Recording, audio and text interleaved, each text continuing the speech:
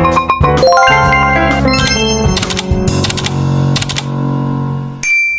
semuanya, kembali lagi bersama kami dari kelas 5TA, saya Ines Afifah dan teman saya Amila Chandra Kasih. Kami dari jurusan Teknik Elektro, program studi D4 Teknik Telekomunikasi, mahasiswa aktif di Politeknik Negeri Sriwijaya, Palembang. Di video kali ini, kami akan membahas reksadana dan obligasi. Tonton terus video ini ya. Reksadana merupakan produk keuangan di mana kita dan orang lain atau investor mengumpulkan dana menjadi satu, kemudian diserahkan kepada pihak lain atau perusahaan lain yang dikelola oleh manajer investasi, dapat berupa obligasi, saham, dan pasar uang. Reksadana yang pertama, reksadana pasar uang dapat berupa deposito, sertifikat Bank Indonesia, dan obligasi kurang dari 1 tahun. Kemudian reksadana penerimaan tetap dapat berupa obligasi dan surat utang. Kemudian reksadana saham berupa saham. Yang terakhir, reksadana campuran dapat berupa obligasi, saham, dan deposito. Untuk reksadana yang pertama terdapat manajer investasi, di mana manajer investasi bertugas untuk memilih dan membuat keputusan mana saja saham, obligasi, deposito ataupun surat berharga yang nantinya akan dibeli berdasarkan data dan analisa yang mereka lakukan. Yang kedua, bisa beli eceran, maksudnya dengan uang ratusan ribu sudah dapat membeli reksadana. Kemudian kekurangan reksadana. Yang pertama, terdapat fee, di mana fee diperlukan terhadap manajer investasi yang biasanya dilakukan 2 kali. Kemudian yang kedua, kinerja buruk. Keinginan setiap investor akan berbanding lurus dengan kinerja operator. Jika kinerja operator buruk, maka investor akan mengalami kerugian.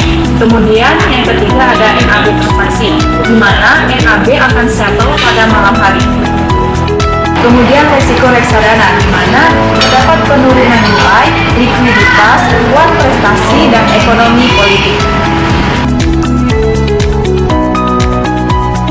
Kita akan membahas tentang obligasi.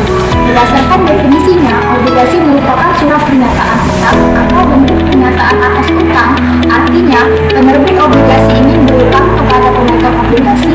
Dalam hal ini, pemerintah atau perusahaan dapat berperan sebagai penerbit obligasi, sementara masyarakat sebagai pemegang obligasi.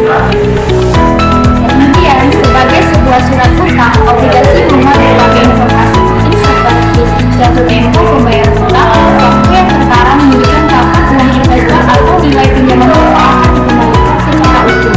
Adapun waktu jatuh tempo yaitu antara 1 hingga 10 tahun.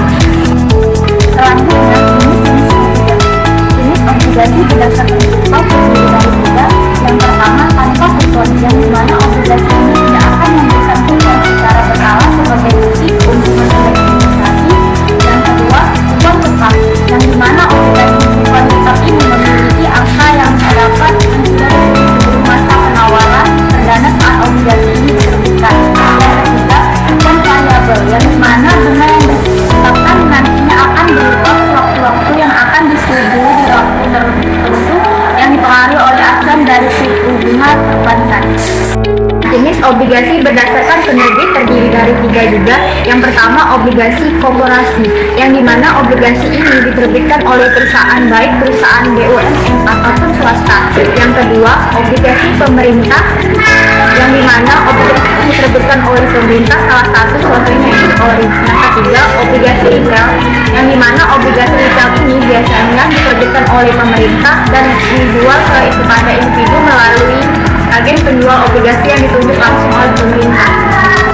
Dan jenis obligasi berdasarkan syariah terdiri dari 2. Yang pertama, sukuk mudharabah, yang dimana obligasi syariah ini, sukuk mudharabah merupakan jenis-jenis obligasi yang menerapkan akad mudharabah dalam persetujuannya.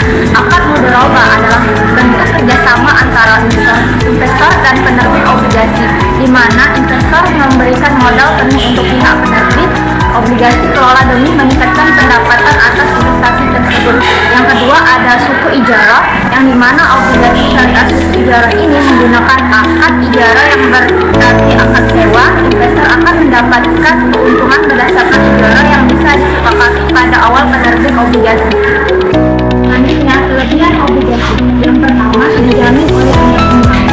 Obligasi telah diterbitkan oleh pemerintah dan dijamin keberadaan melalui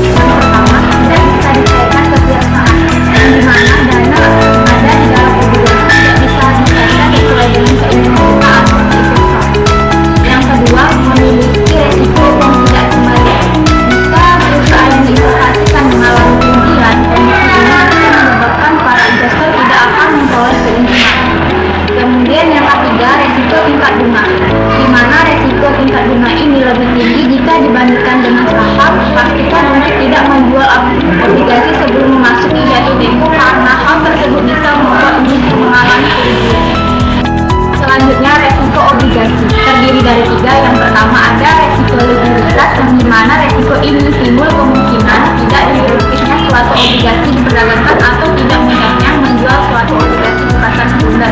Yang kedua, ada resiko maturitas yang dimana terjadi pada obligasi korporasi dan pemerintah yang berkaitan dengan masa jatuh tempo obligasi. Yang ketiga, ada resiko default yang dimana hanya ada pada obligasi korporasi. Resiko korporasi bangkrut sehingga obligasi dan bunganya menjadi gagal dibayar. Sekian penjelasan singkat dari kami, semoga bermanfaat. Kami akhiri. Wassalamualaikum warahmatullahi wabarakatuh.